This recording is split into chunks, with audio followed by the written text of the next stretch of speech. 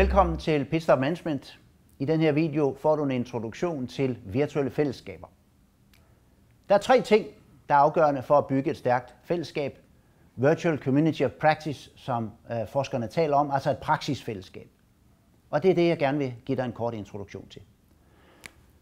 Det første element, det er at være opmærksom på, at når du på din lokation, på din adresse, har en opgave, hvor du har medarbejdere på andre adresser, rundt i landet, rundt i Skandinavien, Europa eller rundt i verden, så er det rigtig vigtigt, at du får defineret helt klart, hvilken del af dit arbejde som distanceleder har de brug for på de lokationer, hvor du har medarbejdere. Hvad er det, du skal levere ud til dem, det team eller den enkelte medarbejder, du har, fjernt fra, hvor du selv er. Og den afhængighed, der skal opstå imellem jer, det er det første element i et virtuelt fællesskab. At I har fælles virksomhed, fælles arbejde, at I er fælles om at skabe de resultater, løse de opgaver, I er sat i organisationen for at løse. Den næste del i at opbygge virtuelle fællesskaber, det er at sikre et gensidigt engagement.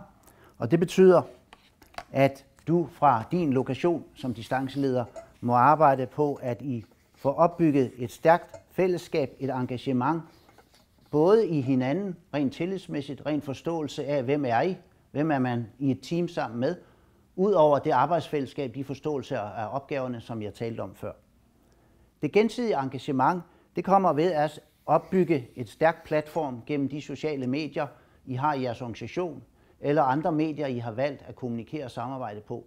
Og der skal I opbygge et fællesskab, som gør, at jeres praksisfællesskab også udmønter sig gennem social aktivitet, deling af faglige opgaver, forståelse af kompetencer og erfaringer, sådan at man både kan løse sine opgaver endnu bedre lokalt, fordi man er del af et virtuelt samarbejde, og har et globalt lederskab, et overordnet lederskab, som du bidrager med, så jeg kan blive kvalificeret i min opgaveløsning.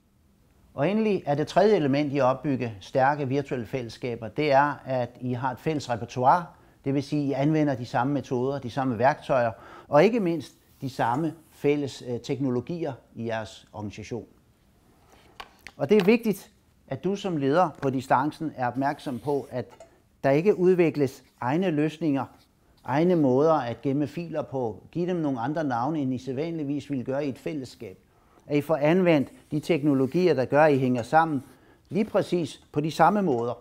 Og det er vigtigt, at du udvikler kompetencer i jeres virtuelle team, så I faktisk har det fælles repertoire, der gør, at I hænger sammen, arbejder på de samme platforme, arbejder med de samme metodikker og har kompetencerne til at gøre det.